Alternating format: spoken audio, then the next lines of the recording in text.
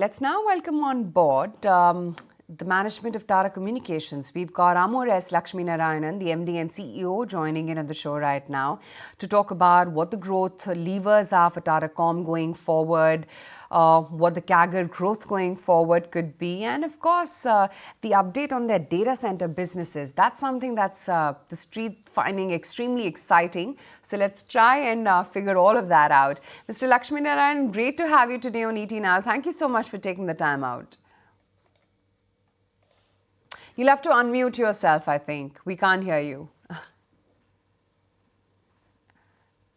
Hi, good morning. Glad to be here with you. Thank you. We were just going through your analyst day takeaways, and you expect the FY27 data revenue to be about 28,000 crore rupees. I mean, this implies a CAGR growth of about 18%, and this is against a 10% growth seen in the last 4 years. Isn't this a tall ask? Yes, it is. Yeah, we, last year we set ourselves fairly ambitious targets. And to achieve those targets, we said that we must be investing more into the business, having got our financial fitness, our balance sheet to be of quite a strong nature, generating cash, reducing debt, and so on. So we were and we are in the investment mode in order to drive the growth. And we have invested in many areas. The confidence for setting ourselves this ambitious goal comes from the fact that the digital fabric, the vision that we have set out to our enterprise customers, resonates quite well with our customers, because today the kind of problems that the enterprises are facing is that they are having a legacy infrastructure, a network architecture that is not suited for cloud and internet.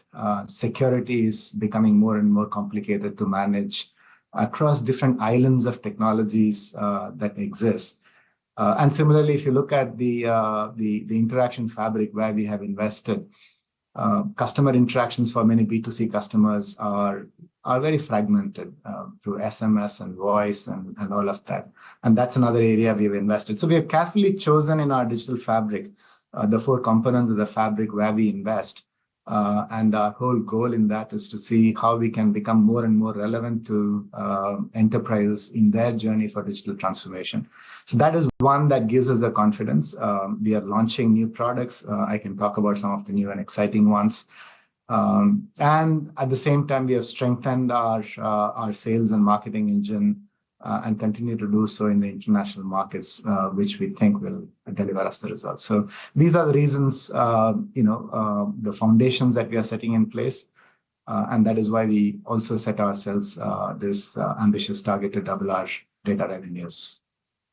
Talk about all of those, in greater detail. But I want to start with the 3 acquisitions that you made in FY24, which resulted in a deterioration of, your leverage, EBITDA, as well as, the return on capital employed. Now, addressing each of these factors one by one, let's firstly talk about EBITDA.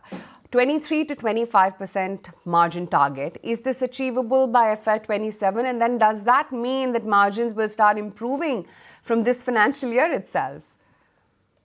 Yes. If I break down the margin story, we gave 2 main data points. One is the core data business. If you take out the acquisition-related expenses that we booked last year, if you take out the dilution that happened as a result of consolidating the acquired companies into our books, which everybody knows that the acquired companies were not making margins, so that was having another dilutive effect.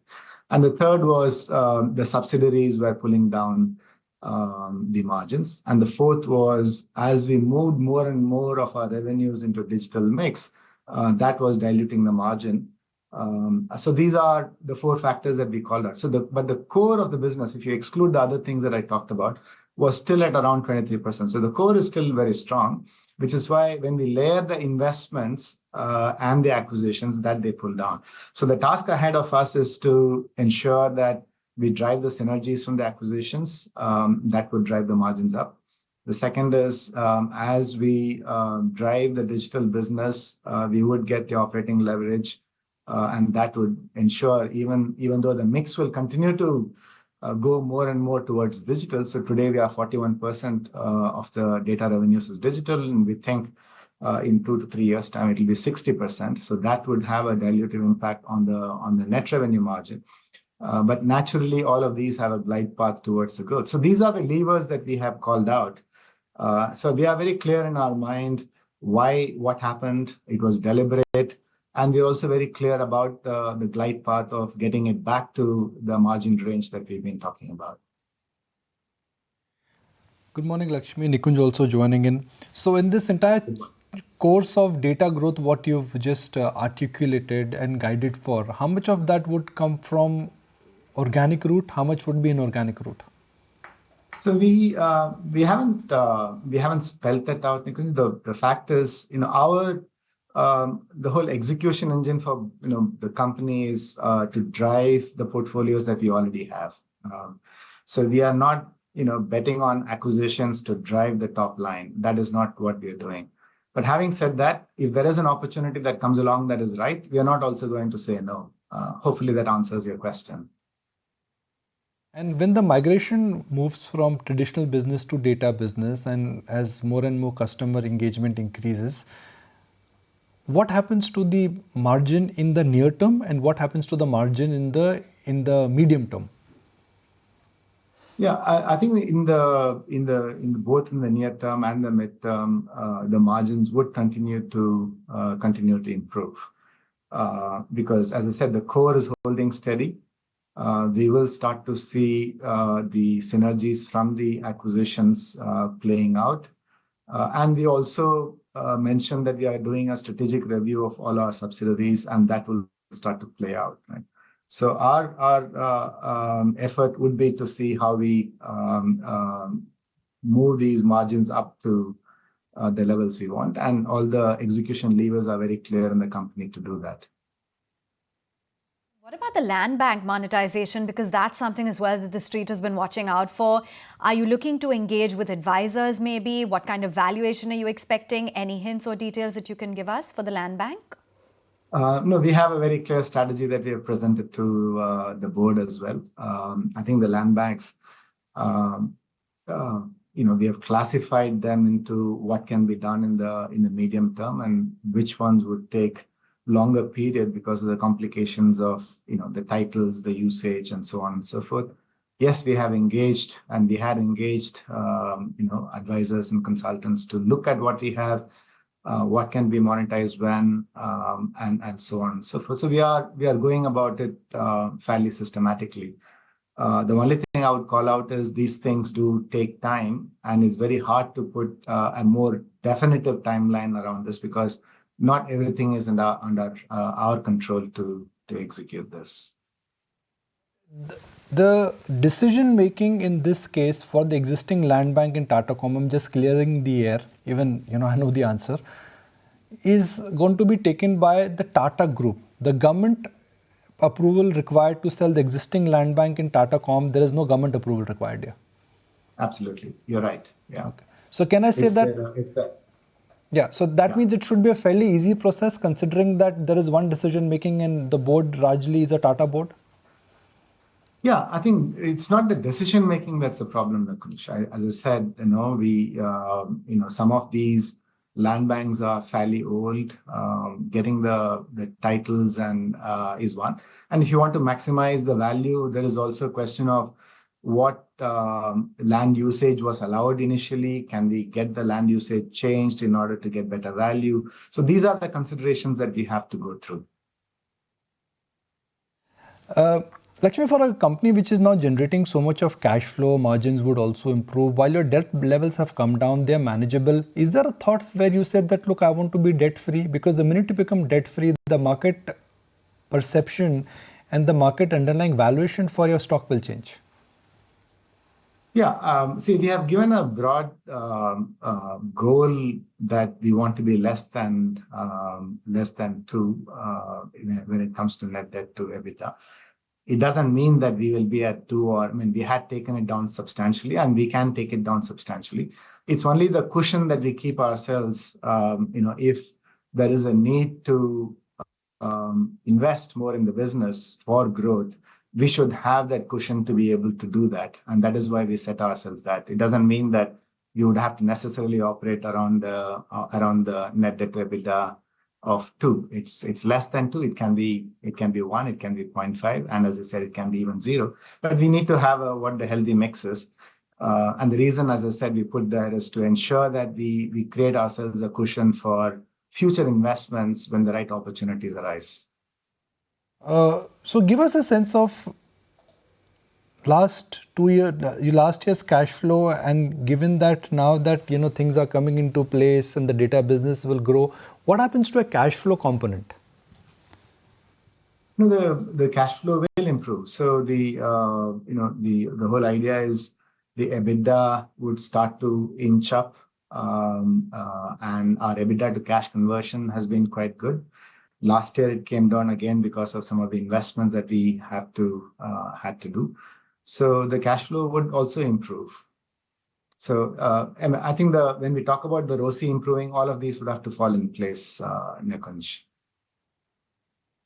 So, when I used to introduce Tata Comm, let's say 3 years ago, it was a company which had voice business, which had international connectivity because of the wire network, and it was a company which had migrated into specialized data services. 3 years out, if I have to introduce Tata Comm, what do you think I would be introducing Tata Comm as? Because dynamics are changing, business is changing. Absolutely, yeah. Which, we have laid out our vision that we want to be a digital fabric for enterprise. So sort of the analogy I gave was, you can't imagine, a cab hailing app or a food delivery app without the underlying map application, right? So you open a Uber, you see the map underneath that.